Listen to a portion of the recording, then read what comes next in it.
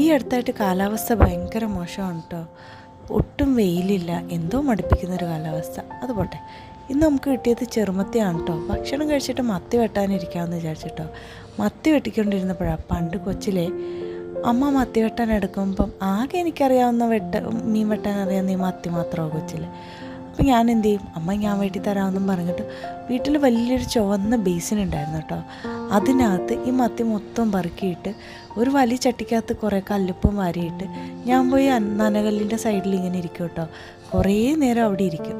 അവിടെ ഇരുന്ന് മീൻ വെട്ടി തീരേണ്ട സമയം കഴിഞ്ഞാലും ഞാൻ എണീക്കില്ല. അവസാനം അമ്മ വിളിച്ചിട്ടുണ്ട് തെറി പറയുമ്പോഴായിരിക്കും മീനും കൊണ്ട് ഞാൻ വരുന്നത് കേട്ടോ. ആകെ ചെയ്യുന്നൊരു കാര്യം അതൊക്കെ തന്നെയായിരുന്നു. പോട്ടെ, ദേ വൈകിട്ടത്തേക്കുള്ള ചായക്കടിയോട് റെഡിയാക്കി വെച്ചിട്ടാണ് കേട്ടോ ഇന്ന് ഞാൻ കിച്ചണിൽ നിന്ന് ഇറങ്ങുന്നത്. കൊഴുക്കട്ടെ എന്നൊക്കെയാണ് നമ്മുടെ നാട്ടിൽ ഇതിനെ പറയുന്നത് കേട്ടോ. നല്ല അടിപൊളിയായിട്ട് ഉറ്റി വെച്ചില്ലെങ്കിൽ അവന്മാർ കഴിക്കൂല. അപ്പോൾ പണി കഴിഞ്ഞു, ഞാൻ പോട്ടെ.